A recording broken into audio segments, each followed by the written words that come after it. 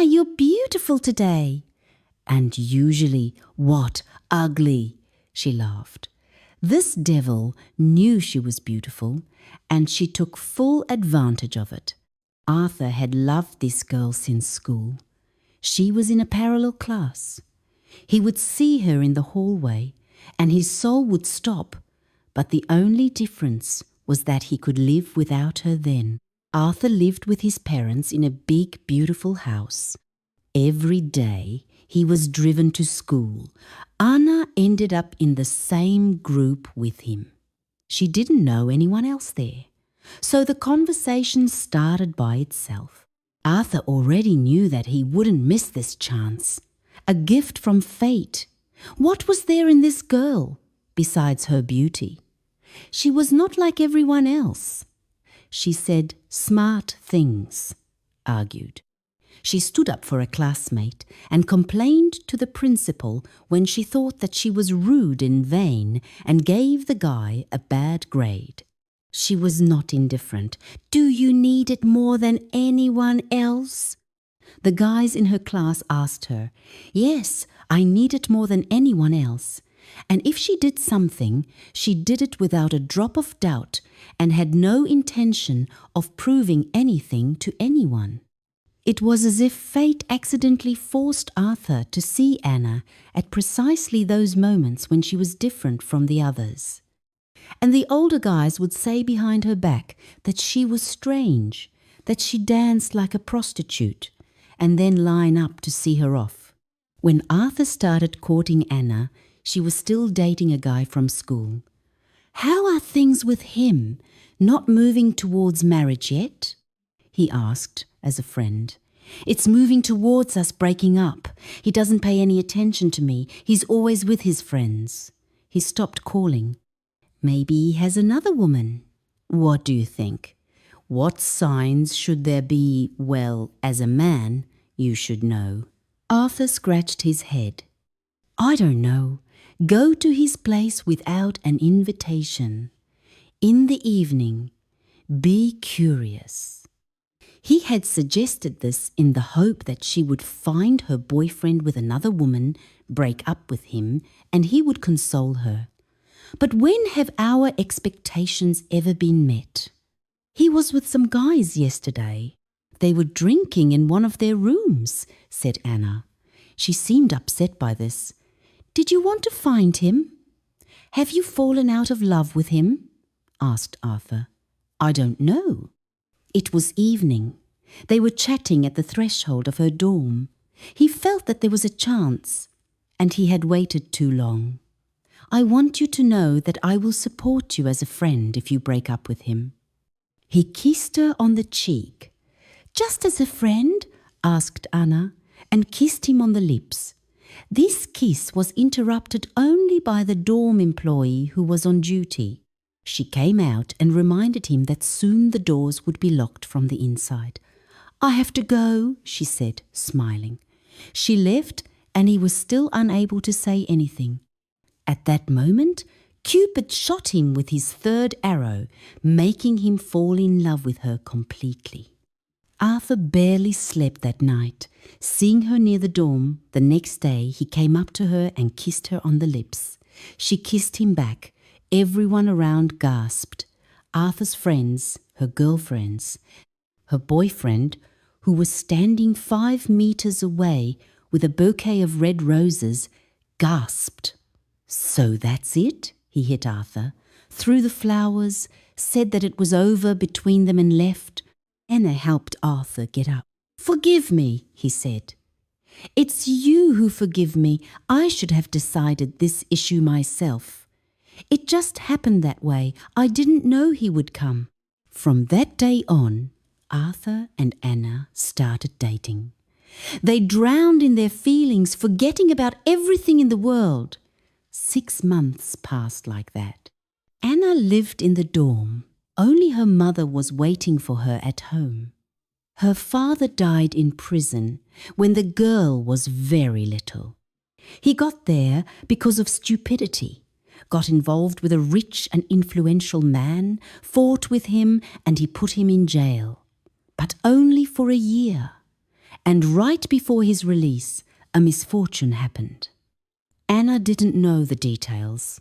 Her mother didn't tell her. She didn't hide her father's criminal past from Arthur. Not everyone who sits in prison is a criminal. Arthur decided to introduce Anna to his parents. It was late autumn. The parents set the table. Anna and Arthur came in the door. Mom and Dad started whispering, "What's wrong?" "Mom, Dad, this is my Anna," Arthur said. Her parents greeted her, and everyone sat down at the table. "Who are your parents?" asked her father, although Arthur asked him not to bring up the topic. "Mom works as a hairdresser. My father is dead." "Your last name is Katz?" asked her father suddenly. Mom shuddered imperceptibly. "Yes. Do you know my parents?" asked Anna. No. The rest of the dinner was spent in complete silence. Anna left soon after. She still didn't understand the reason. Arthur also saw that his parents were behaving extremely strangely. "Mum, Dad, what's going on? This girl is no match for you. Her father is a criminal." "It's good that I'm not dating him, right?" Arthur retorted. He hadn't heard anything from his parents that day. He had spent the night at home and was getting ready to go to school in the morning. "You're not going to date her?" his mother asked, standing by the door. "Why? What's going on? Explain to me.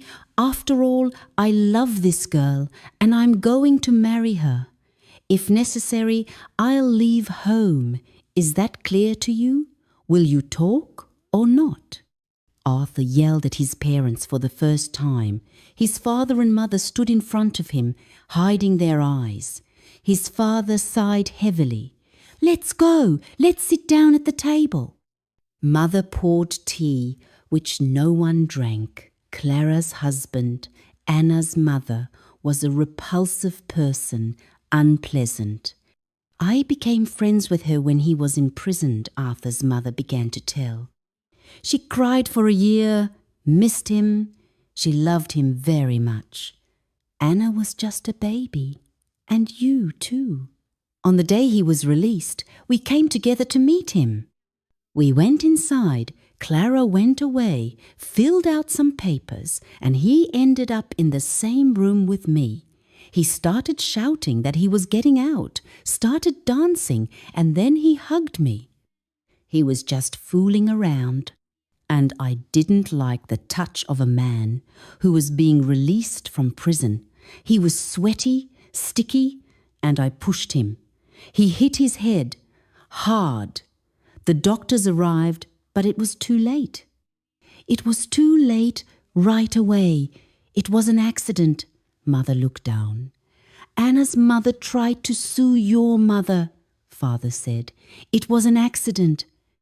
We managed to avoid a prison term for murder, but Clara will never accept you. And Anna is only dating you because she doesn't know anything." Arthur left the house in silence. What studies? Of course. He stopped in the park and sat there until the evening. What to do? He came to Anna and said that they had to break up. Why? Anna couldn't believe her ears. "You won't forgive. You love your father. You miss him so much. I can't even tell you." "I can't bring myself to say it. Better ask your mother and tell her our last name. I think she'll tell you everything." Arthur left. He was sure that they had no future. She would see him as the son of a murderer and her dad. And how would they get married? Both families hated each other. Arthur was sure that Anna would curse him. She just didn't know the truth yet. In the evening, Anna interrogated her mother. "I want to know how my father died and what the Smith family has to do with it.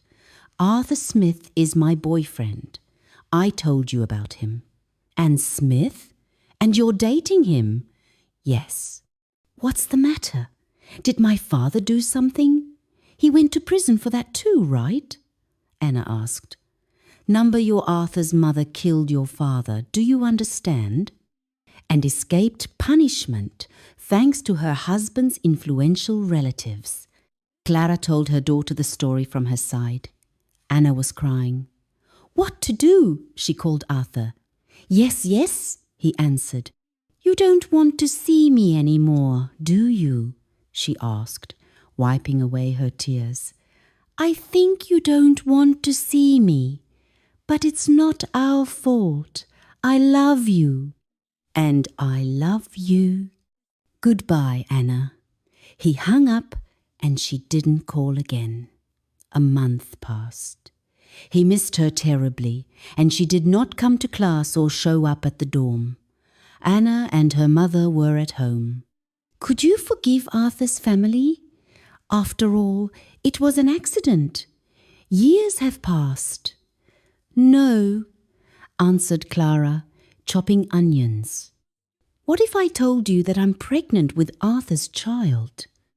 Mother and daughter stared at each other. Clara burst into tears of joy, hugged her daughter. I will give birth only on the condition that you talk to Arthur's mother. Only on the condition that I have a family, a normal family. Clara knew that the first pregnancy should end in childbirth. Otherwise, there is a high risk of infertility. This was the case with her sister. For the sake of her daughter, Clara promised to do this, to make peace. In the evening, the two beauties got together and went to the enemy's house. To the house that was scary to go to, Clara would have done something different for her daughter. Maybe it's true. It's time to let go of grudges. We want to talk to you, said Anna. Arthur was not at home. Only his parents were there. They let the guests in and sat them down at the table. Clara and Arthur's mother saw each other for the first time in many years. The feelings were not pleasant. I am expecting a child from Arthur, and I will not give birth if I do not have a husband and the child does not have a father. Everyone was shocked. Arthur's mother was the first to interrupt the conversation. For the sake of her grandson, it is probably worth forgetting old grievances. Sorry, he died because of me, but I did not want to kill him. I went there to support my friend. I never thought that this could happen in real life.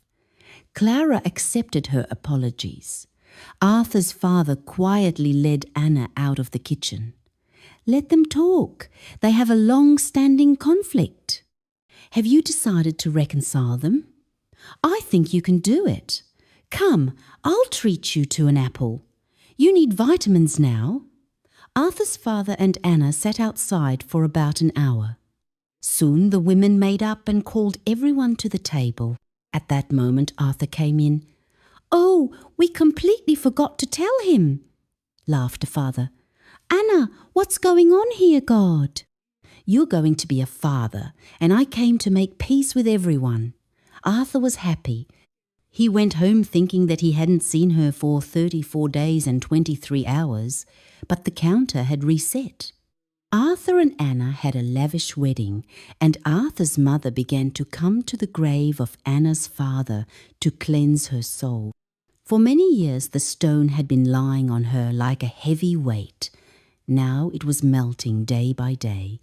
Soon Anna gave birth to a boy, Raphael. It was unanimously decided to name him in honor of Anna's father.